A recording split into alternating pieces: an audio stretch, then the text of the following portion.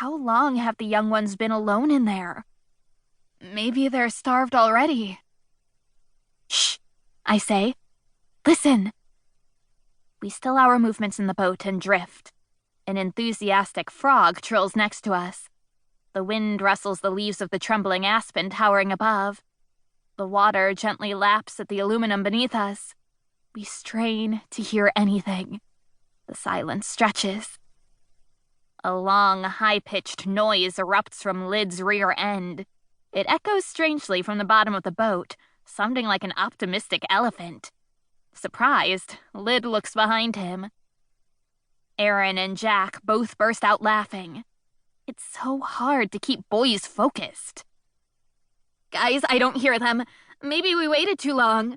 Maybe the little beavers are just too weak now to make noise and desperately need help right this very second. I grab the anchor and haul it up.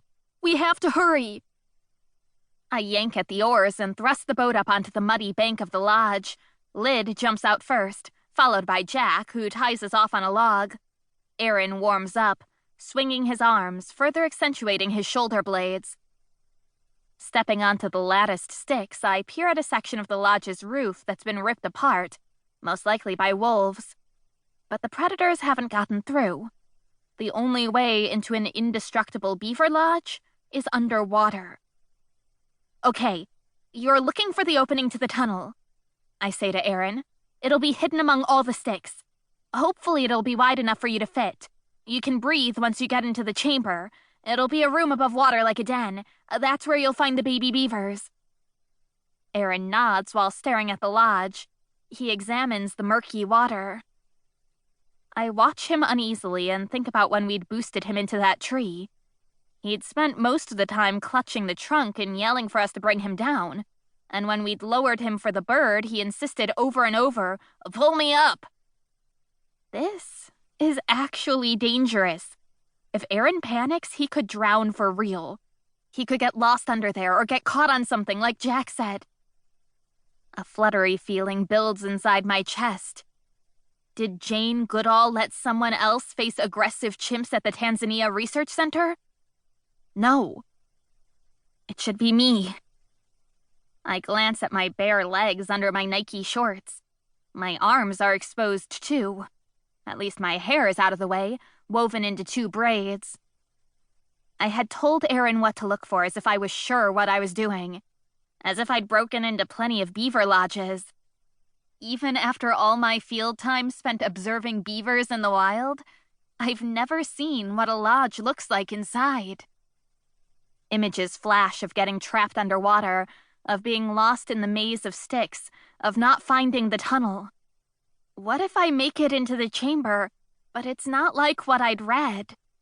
What if it's full of water and I can't breathe?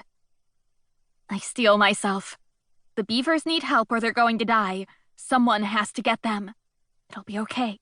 Wait for me here, I say, stepping toward the edge of the water. And then, I jump in. Chapter 2. The water is the color of tea. That's my first problem once I open my eyes. I can't see a thing. I kick up to the surface to get my bearings and take a huge gulp of air. When I dive back down, my last sight is the worried expressions on my friends' faces. Slowly, I feel my way along the edge of the lodge, pulling myself down. The sticks are naked and slippery. I try to scan around me, but see only particles of mud and weird things floating in the pale light from the surface. The light disappears the farther down I go.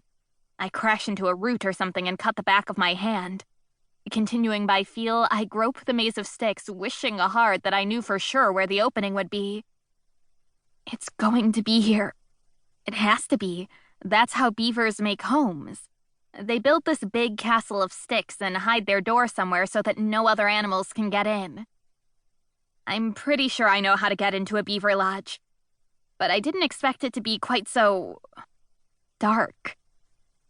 The idea of leeches didn't sound that bad when I was sitting in the boat. Now I feel things brushing against me. I slap madly at a leaf sticking to my left thigh.